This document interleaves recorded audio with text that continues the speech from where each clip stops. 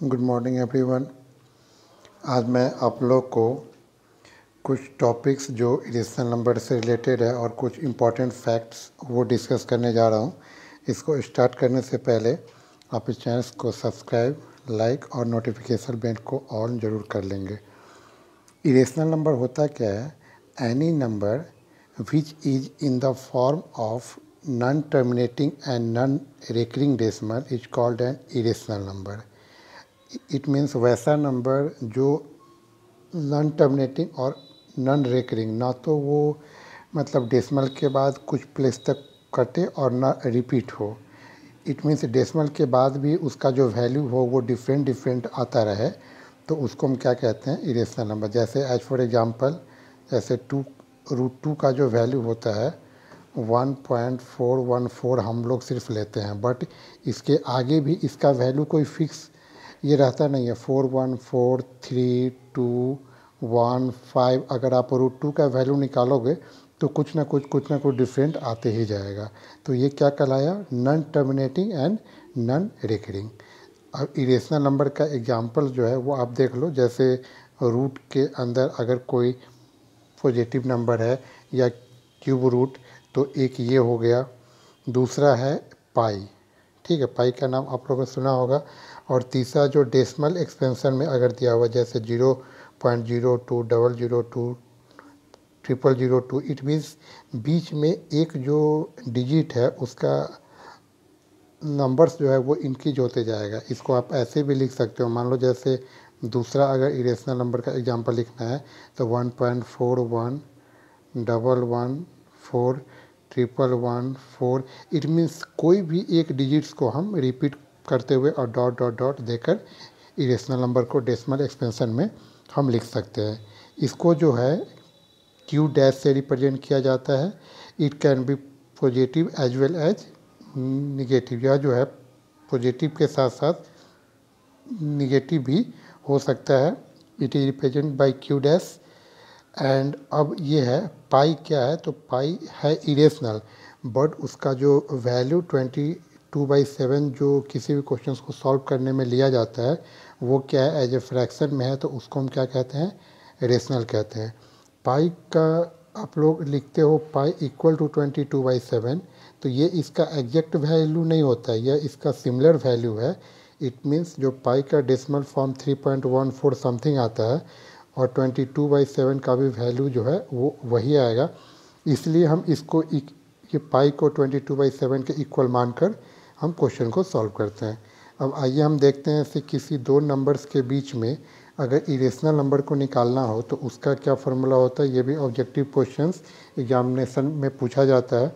Find an irrational number between A and B, तो √AB। जैसे 2 और 3 है तो √2 × 3 इट मीन्स √6। ये क्या हो गया? Irrational number. ये इसको हम रेडिकल फॉर्म में 6 का पावर 1/2 भी लिख सकते हैं, ऐसे भी कहीं पे आ सकता है। रेशनल और इरेशनल नंबर दोनों के फॉर्मेशन को हम क्या कहते हैं? रियल नंबर कहते हैं। ये आपको जान लेना ज़रूरी है। अब है क्या?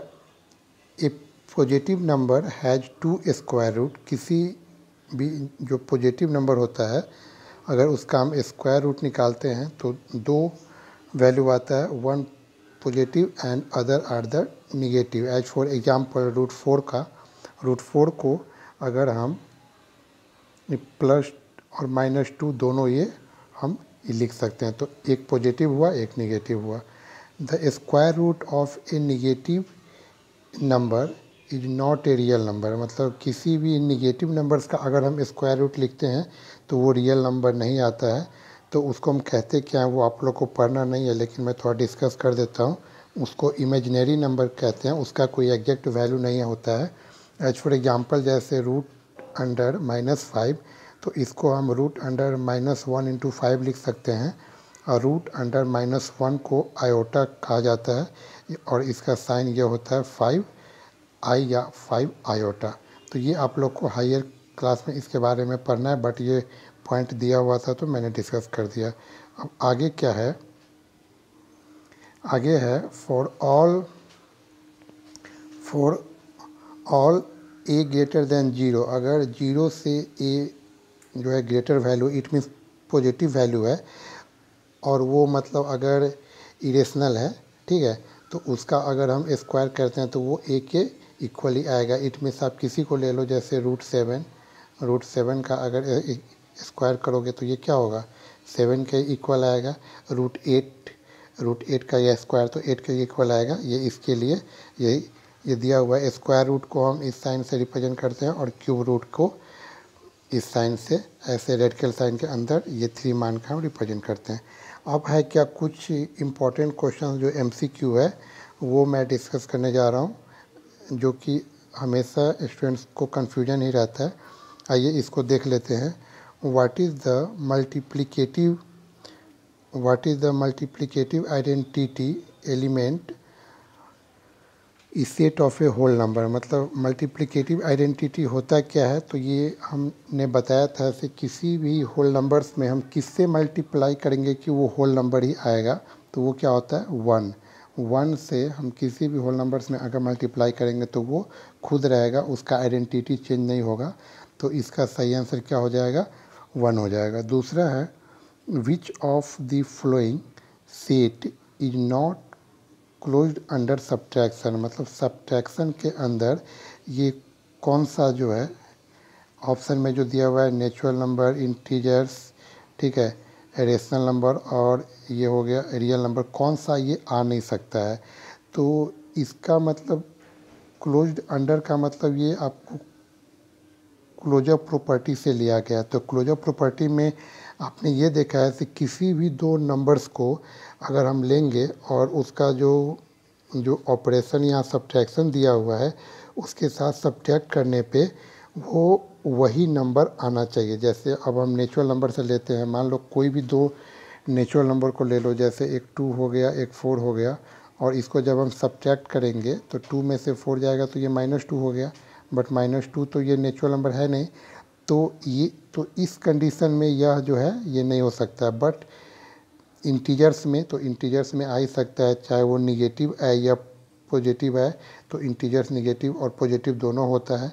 जब इंटीजर्स में हो जाएगा तो रेशनल नंबर भी जो है वो इंटीजर्स का ही पार्ट होता है और रियल नंबर भी इसी का पार्ट होता है। तो ये सारे कंडीशन में ये फॉलो करेगा, बट नेचुरल नंबर के कंडीशन में यह जो इसका प्रॉपर्टी है द क्लोज अंडर सब्ट्रैक्शन, ये फॉलो नहीं करेगा। इसलिए इसका आंसर, सही आंसर क्या हो जाएगा, नेचुरल नंबर।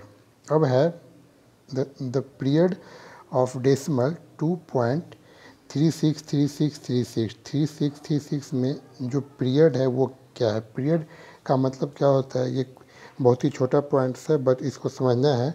डेसिमल के बाद जो नंबर ऑफ डिजिट रिपीट हो रहा है उसको हम कहते हैं ये पीरियड। तो डेसिमल के बाद नंबर ऑफ डिजिट रिपीट क्या हो रहा है, 363636। तो आपका सही आंसर क्या हो जाएगा, 36 जो है ये पीरियड हो जाएगा। और इसी से रिलेटेड है पीरियोडिसिटी। ये क्या होता है, पीरियोडिसिटी ऑफ 981.7836 पे रेकरिंग है। तो पीरियड और पीरियोडिसिटी को समझिए। इसमें पीरियड में जो नंबर्स रिपीट है उसको लिखा जाता है, और ये पीरियोडिसिटी में कितना नंबर रिपीट है। अगर इस क्वेश्चन नंबर 3 का आपको पीरियोडिसिटी पूछता तो बताते 2, बट इस नंबर में इसका पीरियोडिसिटी पूछ रहा है तो इसका सही आंसर हो क्या जाएगा, ये 3 हो जाएगा, क्योंकि 3 नंबर्स जो है, 3 डिजिट जो है इसका क्या है, रिपीट है। तो इसका सही आंसर क्या हो जाएगा, 3 हो जाएगा। ओके, अब हम आगे इसमें देखते हैं। If m 5 number, if m equal to -1, if m equal to -1 का power 2000 and n equal to -1 का पावर 2002, तो अगर इसका पावर इवन हो तो इवन के कंडीशन में इसका जो निगेटिविटी है वो ख़त्म हो जाता है। तो इट मीन्स इसका वैल्यू क्या हो जाएगा, 1 हो जाएगा, और इसका भी वैल्यू क्या हो जाएगा, 1 हो जाएगा। तो m/n, तो 1/1 क्या हो गया, 1। इस तरह से इसका जो क्वेश्चन है ये 1 हो जाएगा। अगर यहीं पे रहता 2001 रहता तो ये -1 आ जाता। क्योंकि इवन नंबर है तो एक पेयर बन रहा है और पेयर में जो है माइनस माइनस वो प्लस में चेंज हो जाता है। 6 नंबर है m and n are the two coprime, दो को प्राइम नंबर है। Which of the following is true, कौन सा स्टेटमेंट ट्रू है। तो को प्राइम क्या होता है, whose HCF is 1 that is called coprime. As for example 2 and 3, तो 2 और 3 का LCM क्या होगा, 6 ही होगा और दोनों का मल्टीप्लाई भी 6 ही होगा। तो फर्स्ट कंडीशन को फॉलो कर रहा है। सेकेंड कंडीशन में mn का HCF मतलब को प्राइम का HCF 1 ही होता है, ये भी सही है। It means is the correct option is C, both A and B। तो इसका सही आंसर क्या हो जाएगा, A and B हो जाएगा। अब ये लास्ट क्वेश्चन है, इसको आप ध्यान से समझो। Root X is a perfect square number, perfect square number. Which of the following is true, कौन सा स्टेटमेंट ट्रू है। तो अब root X is a perfect मतलब रूट के बाहर ये आने पे क्या होना चाहिए, एक परफेक्ट स्क्वायर नंबर जैसे 4, 16 इस फॉर्म में रहना चाहिए।